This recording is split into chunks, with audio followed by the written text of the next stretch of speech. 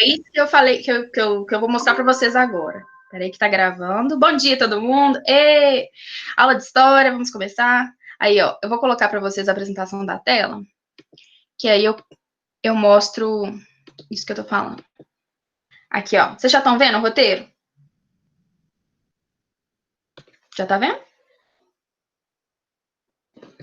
Gente? Sim, dá pra ver. Dá pra ver. Tá. Então, aqui, ó, eu pedi para vocês lerem e fazerem as questões e as atividades, a partir do capítulo 9, né? Por quê? Porque vocês já viram que as atividades que são fechadas eu peço no final, né? Então, tipo assim, para vocês já não começarem fazendo uma atividade, eu vou fazer essa revisão aqui hoje. Então, aqui, ó, a aula 1 é retomada do capítulo 8, com correção de algumas atividades. Na verdade, a gente vai fazer tira dúvidas, né? E fechar com a parte de África, que a gente falou só da parte de árabes. Então, o que a gente está falando agora? A gente está falando de mundo medieval. Sim, é de mundo medieval. Só que a gente não vai falar só de mundo medieval na Europa Ocidental. A gente vai falar do que está acontecendo na Idade Média, nesse período conturbado e tal, por todo o mundo. Então, a gente está citando agora. A gente fala pouco porque é muito conteúdo anual, tá, gente? Mas se vocês quiserem aprofundar em algum conteúdo, é só falar que a gente faz uma aula a mais. Então, a gente falou sobre árabes muçulmanos. O islamismo, ele surge durante a Idade Média, então é no século VII. Então, por isso que a gente está falando dele agora. Acabou agora a Idade Média, lembra que houve as invasões bárbaras, o Império Romano do Ocidente caiu, aí agora, quando o Império do Ocidente caiu, aí a gente começa a falar de Idade Média. E aí a gente vai falar de várias coisas espaçadas que estão acontecendo na Idade Média. Uma delas é o império que vai se formar dos muçulmanos, né? Esse islamismo surgindo no século VII vai fazer com que essa galera se espalhe pelo planeta, tentando fazer com que o mundo seja muçulmano também. Então, eles vão formar um império, né? Além de colonizar toda a Península Arábica, eles vão se espalhar pela Europa, vão chegar até lá em Portugal, e aí vão influenciar toda a cultura desses povos, inclusive da África. É por isso que geralmente eles colocam no mesmo capítulo os africanos e os árabes. Por quê? A gente vai falar agora de povos diferentes africanos.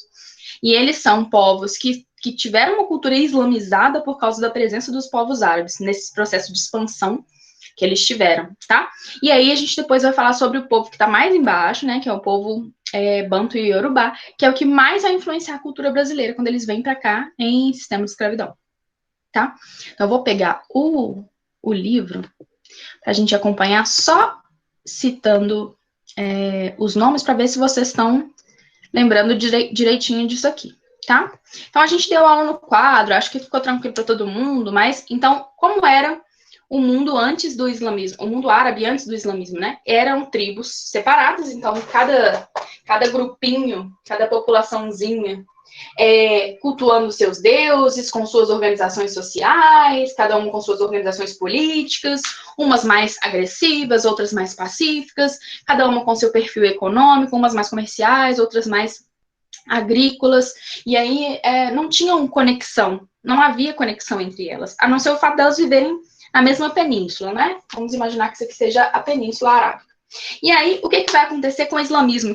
O islamismo é engraçado, porque ele meio que surge assim, da cabeça de um ser humano, se a gente for imaginar no perfil religioso, ele era um estudioso do catolicismo, né, ou do cristianismo de maneira geral, e do judaísmo, que eram as duas outras religiões monoteístas que existiam no planeta, e essas religiões influenciaram tanto o seu pensamento que mesmo ele vivendo entre pessoas que eram politeístas, e o seu mundo em si, né, essa galera que era toda politeísta, ele conseguiu imaginar e elaborar, com auxílio do anjo Gabriel e das mensagens divinas, a sua religião, que ele chamou de islamismo, e os seus fiéis começaram a pipocar, né? Então a gente vai ter...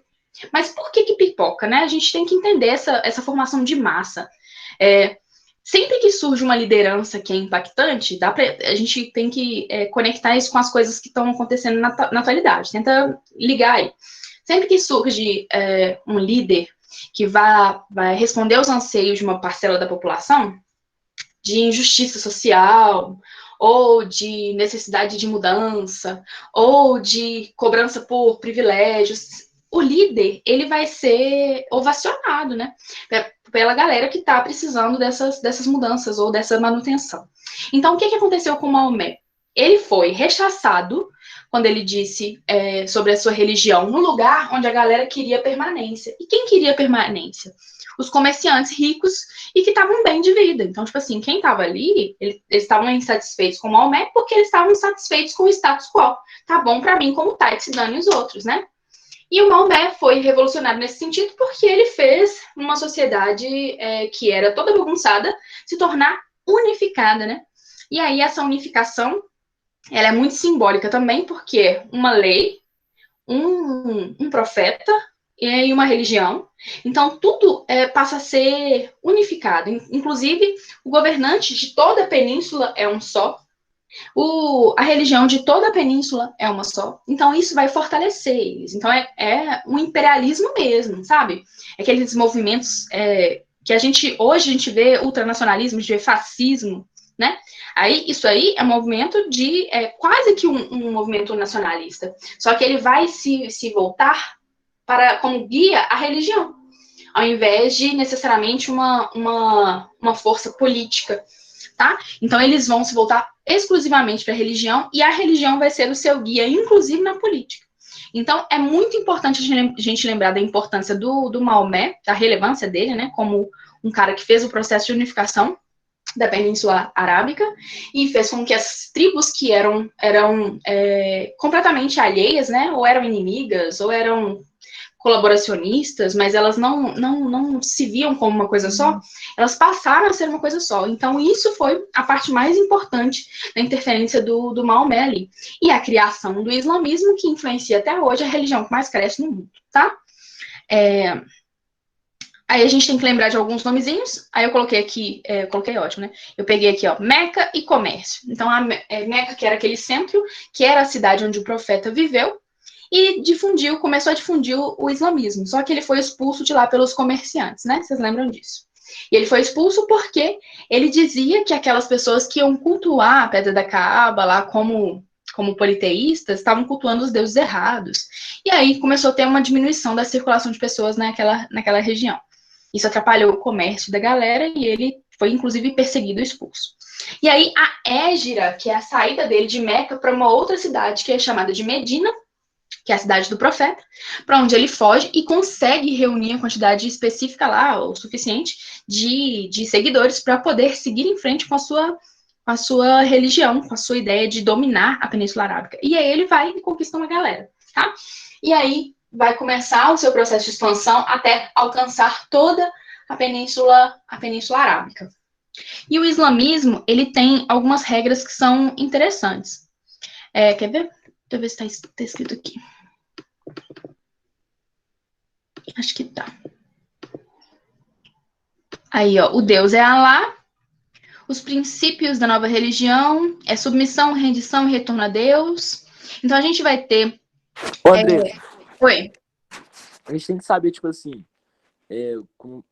conceito específico ou pode ser só esses gerais mesmo que você tá falando com a gente? Gerais. Eu não vou cobrar para vocês assim, ó, cite os cinco pilares do islamismo. Não vou pedir isso, não. Mas se eu falar uma frase, você tem que saber se ela tem a ver com esses princípios do islamismo, entendeu? Se eu colocar um texto para você comparar, você tem que saber identificar. Por exemplo... Beleza. E tipo assim, não precisa ficar sabendo de todas as tribos e tal, não, né? Nossa, é doido? Então. Todas não. A gente vai fazer o seguinte, vocês vão concentrar em questões gerais.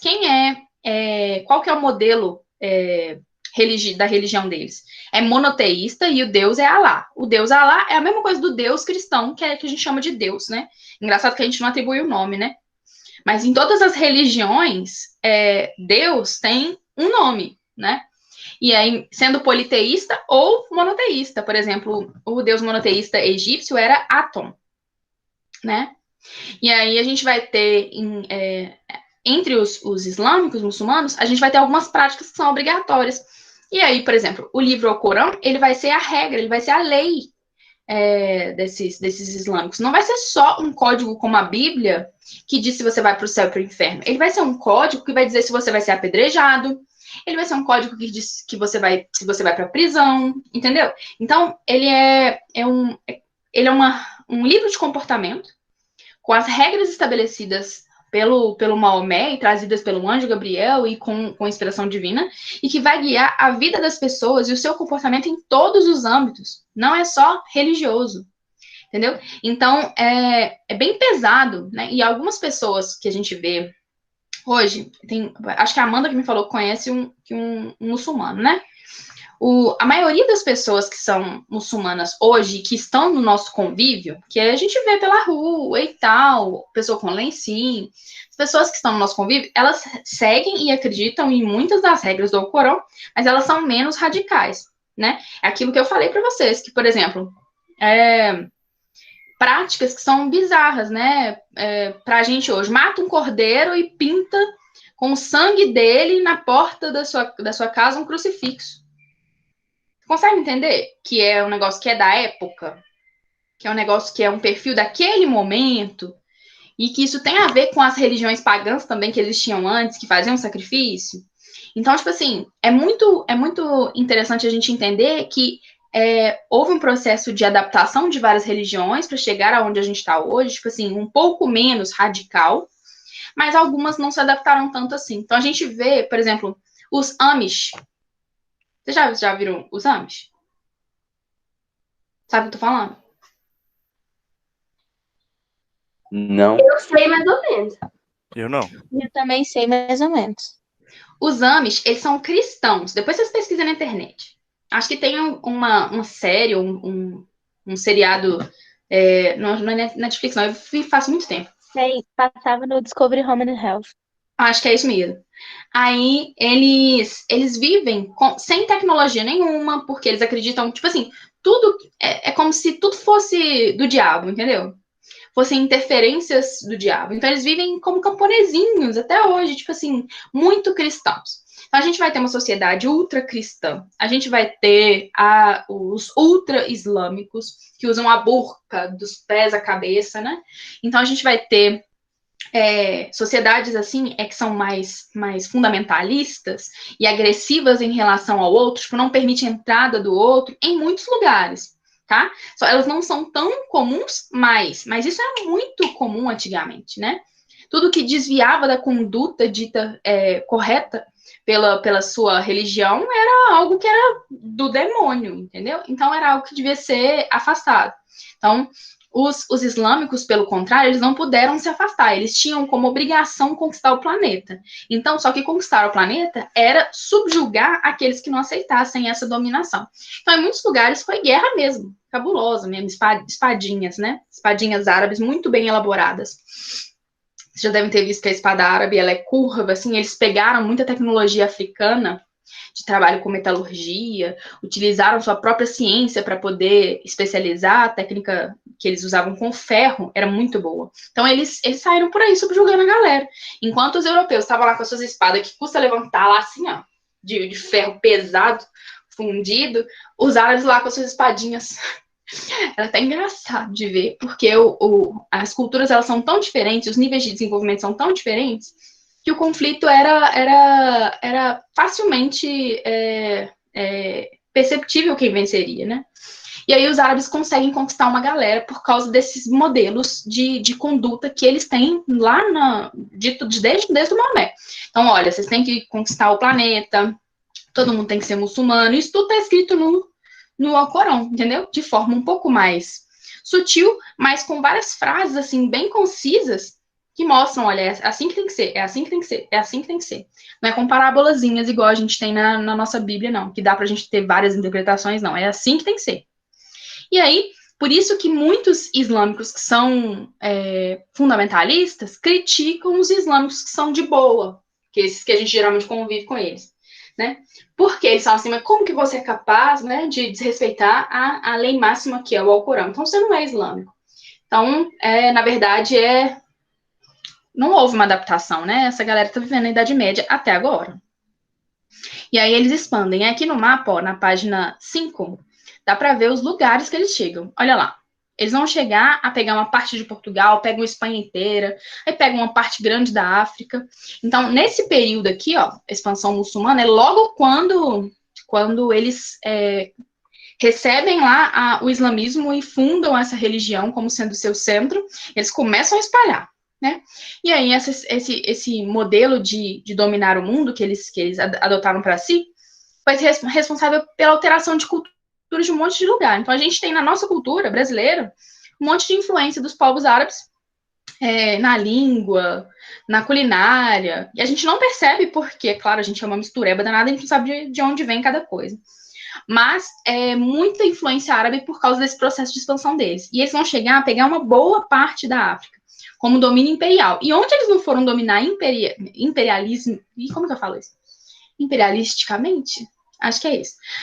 Onde que eles não foram dominar de forma imperial, eles chegaram com sua influência religiosa. Então, eles chegaram lá e plantaram a sementinha do islamismo, que é o que a gente vai ver quando a gente for agora lá para os africanos. Tá? Então, a cultura islâmica é isso, eles vão rezar 5 vezes por dia, é uma cultura muito voltada para a religião, eles vão ter princípio de caridade, por exemplo, de manutenção do corpo, por exemplo, não pode estar alcoolizado, o seu corpo tem que estar puro e a sua mente tem que estar pura para você entrar em oração. Então, tipo assim, você não pode estar embriagado, drogado, então eles são contra esse tipo de coisa. Pode cortar cabeças. Ops.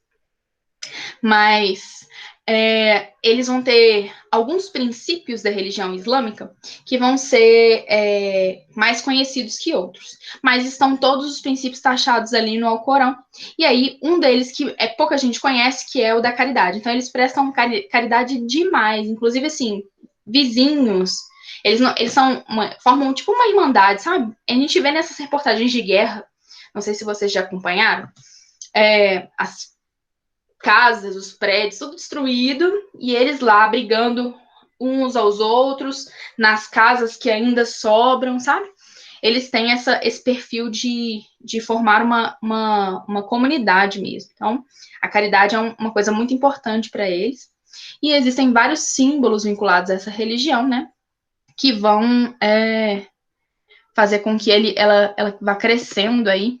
Porque o extremismo, gente, a gente está vendo aí hoje, né? Um exemplo ótimo.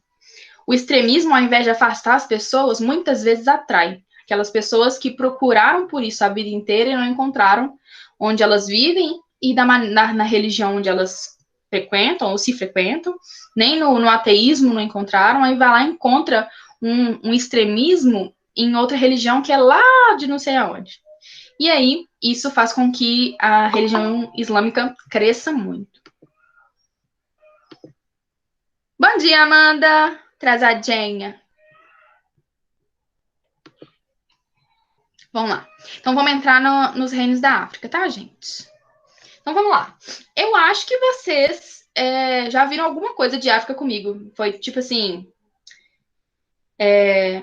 descolonização afroasiática, né? Que vocês viram comigo. Acho que foi só. Vocês pegaram... Acho que foi descolonização afroasiática. Foi o negócio do apartheid lá. Isso. Mas aqui a gente vai ver o que estava acontecendo durante a Idade Média na África. E muita gente se surpreende. Por quê?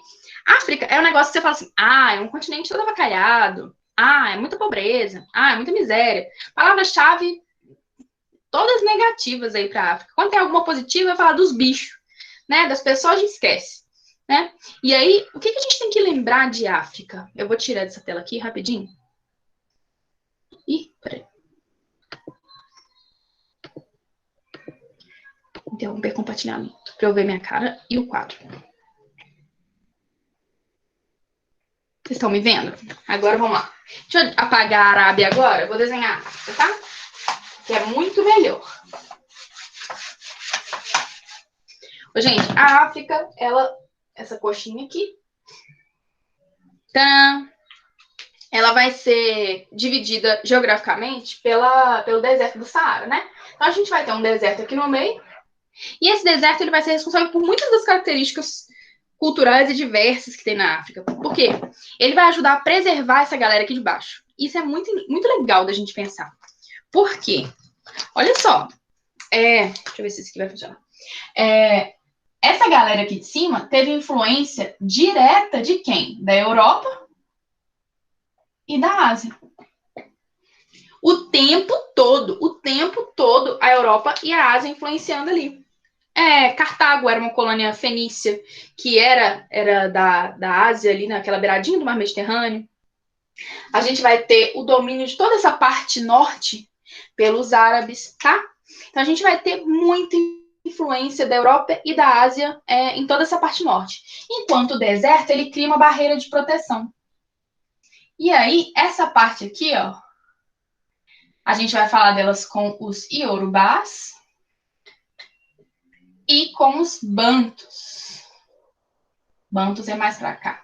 E aqui, ó, mais ou menos nessa região, que é uma região de savana, vai surgir alguns dos reinos mais importantes que a África já conheceu, né? Que a gente tem notícia da África. Que foram os reinos de Gana, Mali e Songhai. Nessa região aqui que eu coloquei o círculozinho. Vamos começar a falar de Gana, né? Então, se a gente tem uma região para a gente falar que começou a dominar, foi a região de Gana. Por quê que ela começou a crescer? O reino de Gana, ele era famoso por suas minas de ouro. Então, além das minas de ouro, que eles tinham acesso, eles tinham controle das minas de sal, né? Que era uma região mais litorânea, e tinham controle das rotas comerciais. Como assim das rotas comerciais? Por acaso, se eu soltar você sozinho no deserto, você sai do outro lado? Acho que não, né? Eles sabiam como fazer essas viagens, que eram extremamente importantes para poder chegar do outro lado e fazer comércio. Então, as rotas comerciais do deserto do Saara não era qualquer ser humaninho que passava. Tinha que ter conhecimento do oásis número 1, do oásis número 2, do oásis número 3. Tempestade de areia, o que eu faço?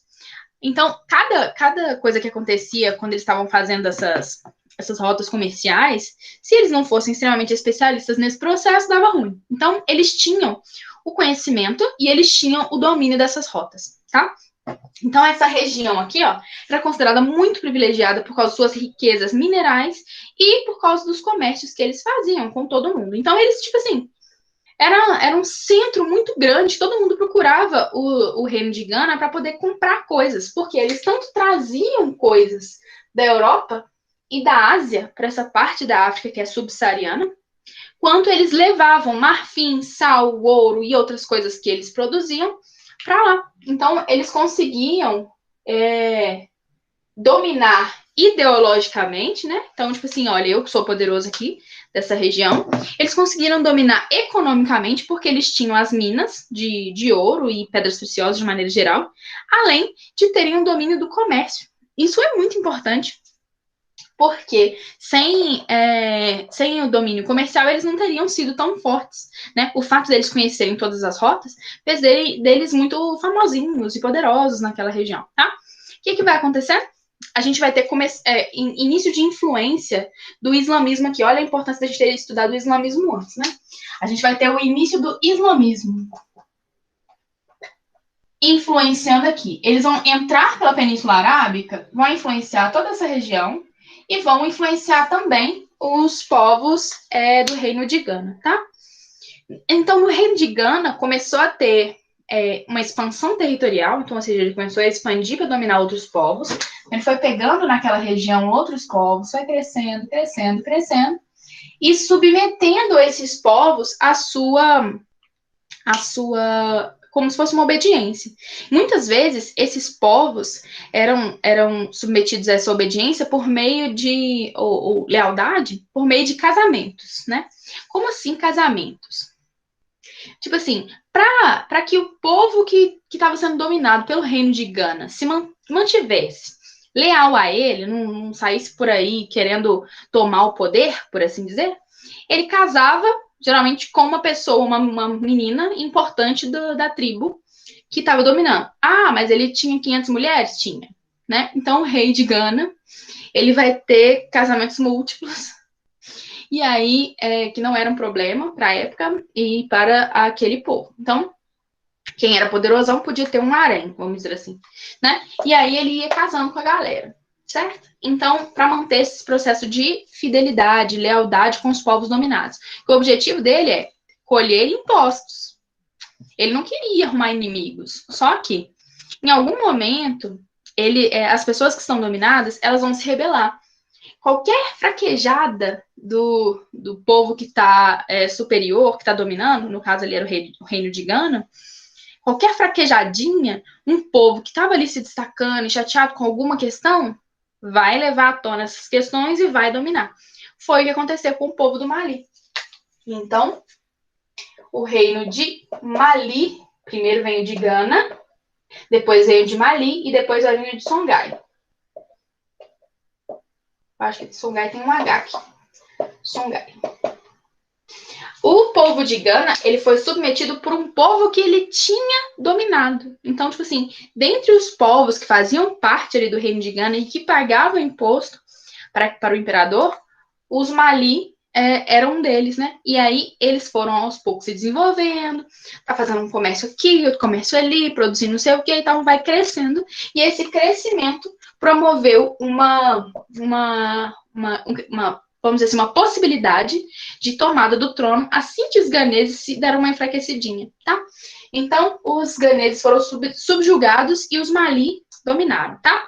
Então, o que é isso? Na mesma região, quero que vocês entendam isso, na mesma região, que é essa regiãozinha que está próxima à praia aqui, na beirada do deserto de Saara, eles estão aqui, e é uma região que é interessante, por isso tem muitas pessoas, né, muitos povos vivendo naquela região. Sabe Mesopotâmia? Que tinha um aqui, outro ali, outro aqui, outro aqui, outro aqui, então. E aí uma hora um dominava, depois outra hora o outro dominava, outra hora outro dominava, era mais ou menos a mesma coisa. Então, os ganeses foram substituídos na liderança pelo Mali. Então aí vai virar o reino do Mali, o império de Mali, tá? E ele vai crescer. E vai dominar um pouco mais as regiões ao redor e permanece com o domínio das rotas comerciais, permanece com o domínio das minas de ouro, permanece com o domínio das minas de sal e com esse título de poderoso, né? Esse povo ficou muito famoso por Sundiata Keita. Quem que era o Sundiata Keita? Ele era o cara que foi... Não sei se ele tem no seu livro. Tem aí? Deixa eu ver aqui. Normalmente tem nessa... Tá, na página 11, vai lá. Na página 11, tem um mapa na atividade e tem um reizinho. Tá vendo o reizinho lá? Esse reizinho aí é o Sundiata Keita, tá? Quem que é esse cara? Ele aparece como se fosse um rei europeu, sentadinho num trono europeu, que é claro que não tinha essas coisas lá na África, né? Não, os símbolos africanos eram completamente diferentes, né? Esse negócio de trono é uma coisa muito europeia, tá? Então ele vai aparecer como uma coroa, que é símbolo europeu, ele vai ser simbolizado também como sentado no trono, com um cetro, né? E aí ele tá, na mão ele tem o quê? Uma pevita de ouro. Ele foi considerado, na época, o homem mais rico e poderoso do mundo. Tanto que ele está desenhado em um mapa mundi que foi feito por um europeu no centro ali da Europa, da África, como se ele estivesse dominando aqui a religião mesmo, mas não era, né? Mas é porque ele era como se fosse um rei da África, né? Uma coisa assim, que os europeus imaginaram. Então, ele ficou muito podre de rico, ele ficou... todas as pessoas conheceram ele. Não que os ganeses não fossem já poderosos e tal, mas o que aconteceu que o Sundiata Keita ficou tão famoso internacionalmente a ponto de aparecer num mapa europeu como o cara mais rico, importante, poderoso do mundo, né? Ele se converteu ao islamismo. E daí, né? Como a gente escuta ultimamente, né? O que tem ele ter se colocado como islâmico? Que diferença isso faz? A diferença que fez foi que ele teve que ir a Meca. Lembra que uma das regras, uns dogmas do islamismo, era que eles tinham que, pelo menos uma vez na vida, ir a Meca, se tivessem condições físicas e econômicas, Pois é, econômica ele tinha porque ele estava podre de rico, e física ele tinha porque ele tinha até gente para carregar, né? Então, ele vai fazer uma viagem, ele se converte ao islamismo, porque o islamismo já estava muito presente, inclusive, vários povos que tinham sido dominados pelos ganeses já eram islâmicos e os ganeses não, né?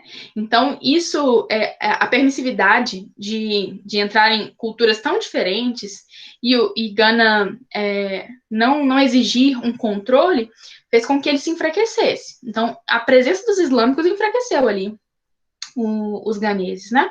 E o Mali surgiu justamente com a utilização do islamismo como uma religião central. E aí o islamismo, o chefe de Estado, né, que era o Sundiata Keita, ele vai se converter ao islamismo e vai fazer essa viagem para Meca. Ele vai distribuindo mãozinhas de ouro por onde ele passa. Então, ou seja, ele vai fazer uma longa jornada, né? Até passar aqui, ó, pela região do Nilo, né? Que vai ter aquela conexão com a Ásia aqui, com a Península Arábica, para ele chegar em Meca. E ele vai fazer essa jornada mostrando como ele estava ostentando, né? Para quê? Para também mostrar a caridade, que era símbolo também do islamismo, né? Então, esse processo de viagem para Meca fez com que ele fosse reconhecido por pessoas aqui, e fosse narrada a história dele, narrada em tudo quanto é livro que vocês imaginarem, de todos esses povos que assistiram essa viagem. O cara passou aqui, tipo, se passasse um cara aqui distribuindo mão de ouro na minha rua, eu ia ficar um pouco assustada. E provavelmente ele ia ficar famoso nas redes sociais, né? É mais ou menos a mesma coisa que aconteceu. Então, ele vai a Meca, retorna com essa comitiva, claro, né? Uma galera, milhares de pessoas andando, carregando o cara, né? Uma coisa muito confortável nos camelinhos e tal. Então, eles fazem a viagem, o cara fica famosão, e ele realmente era rico, poderoso demais. E era só uma demonstração da riqueza mineral que tinha na África, né? E então, por isso, a África toda fica conhecida por isso. E assim, até hoje, né, a gente vê, tem vários filmes, Diamante de Sangue, né? A gente vai ter uma série de explorações durante o neocolonialismo, né? E colonialismo das riquezas minerais africanas. Vira um foco deles mesmo, né? Porque é realmente uma coisa que tem em abundância, tá? E aí, beleza. O que acontece? O próprio islamismo que vai acontecer no Mali, ele vai ser diferente. Por quê? Lá no Mali vivia-se uma espécie de teocracia. Tipo assim, é como se o Sundiata Keita, né? O líder do Mali, ele recebesse as mensagens divinas e recebesse os conselhos e tal. E ele tinha essa característica que era mais animista, né? Que era mais voltada para as religiões afro. Então, essas características, elas se fundiram às características islâmicas e fizeram uma nova religião, né? Então, eles não eram islâmicos em si. Eles misturaram a essência do islamismo com a essência daquilo que já existia entre aqueles povos que viviam ali, que eram animistas, politeístas, que acreditavam nas deidades, na natureza, etc, etc. Então, formaram ali um conjunto. E aí, isso é que se tornou a religião do Mali, tá? Pouco tempo depois, o Mali também foi enfraquecendo. Quando eu falo enfraquecer, não é ficar fraco em relação à grana, não, porque vocês devem ter imaginado que tem ouro de sobra, né? Fica fraco em relação à sua representatividade. Aquele governo, aquele povo que está liderando, aquele líder, o Sundiata Keita, por exemplo, dando um exemplo, né? Não é mais suficiente, não nos representa mais. Ele tá agindo diferente das suas propostas. Ou tá cobrando muito imposto, ou, enfim. E aí esse povo vai começar a enfraquecer também, tá? O que vai acontecer?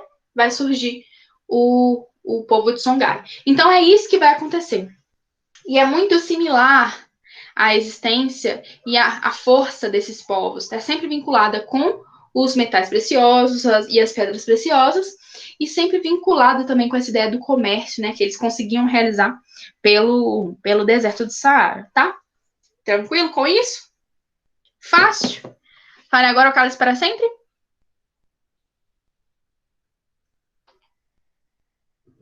E aí? Gente, ó, acorda.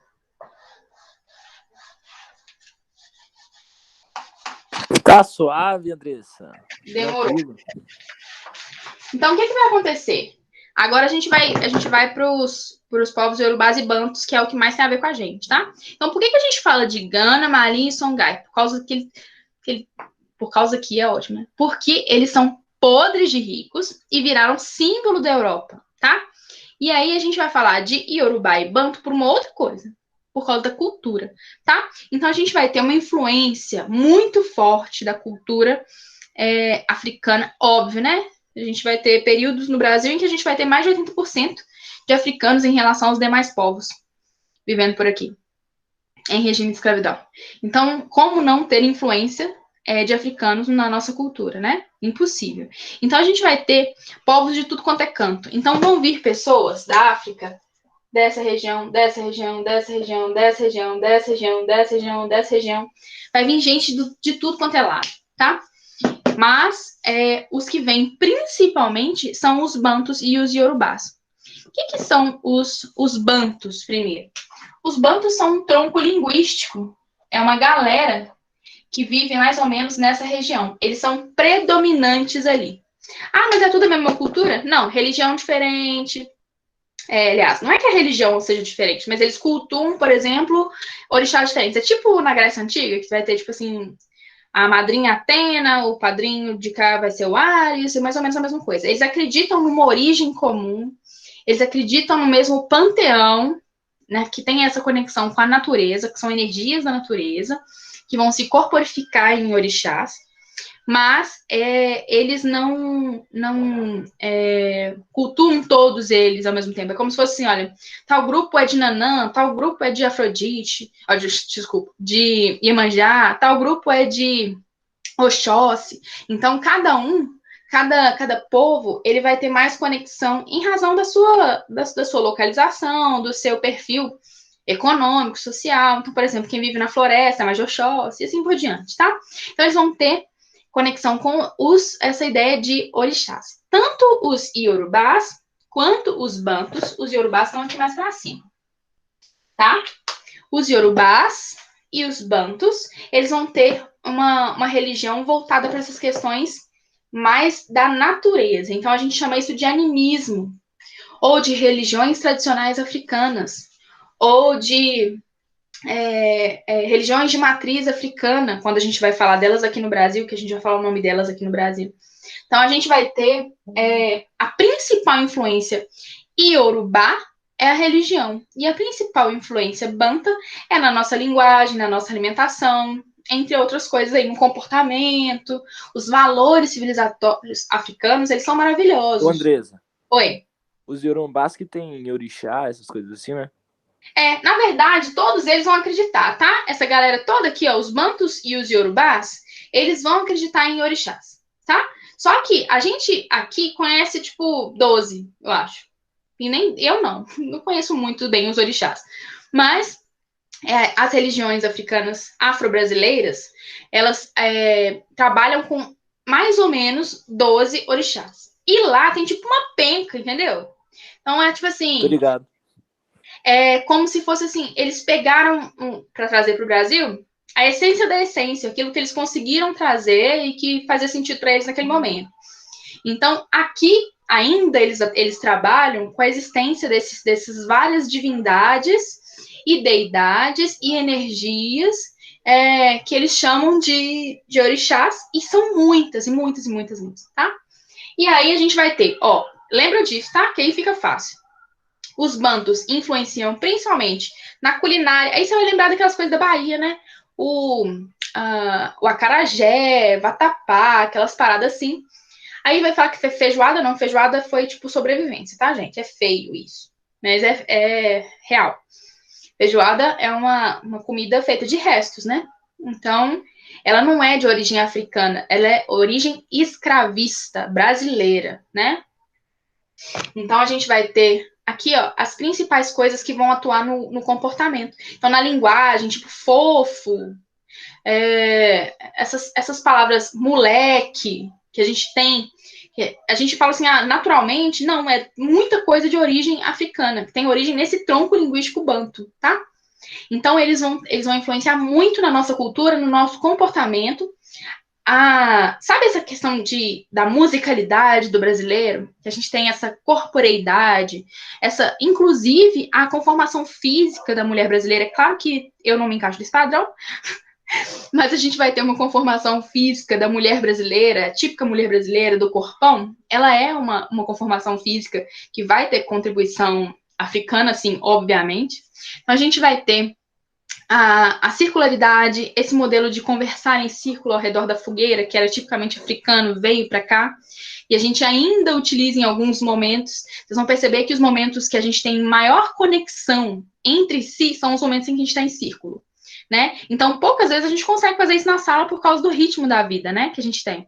Mas, por exemplo, numa contação de história, num seminário, é um momento que a gente se conecta com o todo, né? E aí, isso é um perfil dos africanos, que é muito legal. Então, a gente vai ter o modelo de civilização que a gente traz, africano, que é maravilhoso, tem a ver com a dança, tem a ver com a musicalidade, que a gente traz no nosso corpo, nas nossas células, né? A gente traz isso e é muito africano. E essa religiosidade, essa fé, esse axé, né? Essa força vital. É que o povo fala que o brasileiro é alegre. Isso é africano, tá? E os iorubás, eles vão trazer principalmente, claro que eles têm a ver com todo esse processo também do modo de ser, mas principalmente as religiões afro-brasileiras. A Umbanda e o Candomblé, tá? O Candomblé, ele é muito mais africano, ele vai trazer essa essência mesmo africana. Ele tenta preservar ao máximo o modelo que é trazido da África. Enquanto a Umbanda, ela vem e ela se adapta ao que existe aqui no Brasil. Então, ela vai ter influência indígena, ela vai ter influência cristã. Então, ela vai ser uma mistura cultural que traz como base essa essência africana, né? E aí, lembrando que, só para a gente fechar, que aí na próxima aula, se vocês tiverem dúvida, vocês me perguntam, tá? Sobre isso.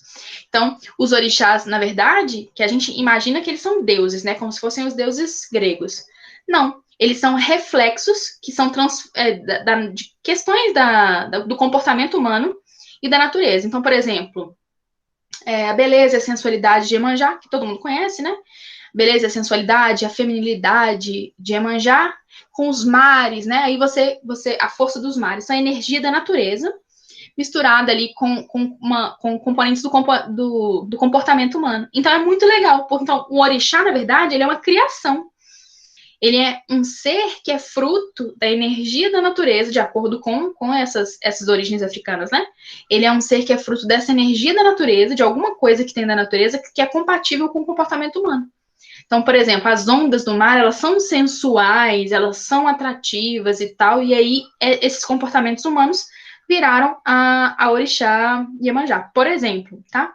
Então, a gente tem a liberdade com o orixá das florestas, que é o Oxóssi, e assim por diante. Então, eles colocam a natureza no meio, então a energia é da natureza, e aí eles transformam num serzinho, aquele que normalmente ele é negro, né? Bem preto, ou desenhado de preto, ou ele é negro mesmo, e aí eles colocam até só a silhueta, às vezes, né? E colocam elementos de indumentária neles. Então, é isso, né? Porque ele não tem face, ele é uma energia, vamos dizer assim, e é um símbolo da natureza humana, tá? Então é muito legal, porque a gente acha que não, mas a gente é completamente preto. A gente vai ter algumas influências europeias, porque a gente fez questão de admirar muito mais os europeus por muito tempo.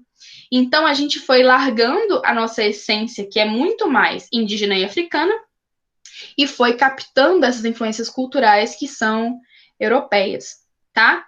Mas assim, por puro nariz em pé mesmo, com a necessidade de se mostrar superior num momento em que a superioridade racial era uma verdade, que hoje não é, ok, pessoal? Vamos lá, só pra gente fechar, eu vou fazer a chamadinha, tá? Eu acho que tá todo mundo aí. Só para ter certeza. Alice, Amanda, Ana Lara. Presente. Ana Júlia, Emanuele. Presente. Felipe, Gabriel. Presente. Gabriela. Tá aí. Gabriela saiu? Isabela. João. Aqui, professora, desculpa, eu desliguei sem querer na hora que eu fui ligar o microfone. Tranquilo, amor. João Kaique Valadares. Já tá aqui, viu, professor? João Kaique. Presente. Letícia. Malu tá aí. Pedro. Ô, Malu, Presente. as suas animações.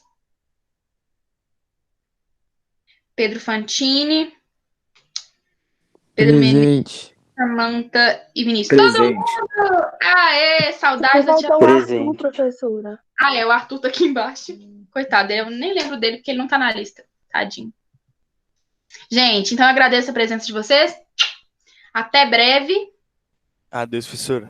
Tchau, Andresa. Com Deus. Façam lá o roteiro. Beijo, beijo. Tchau, professora. É Tchau, nóis, amor. Andressinha.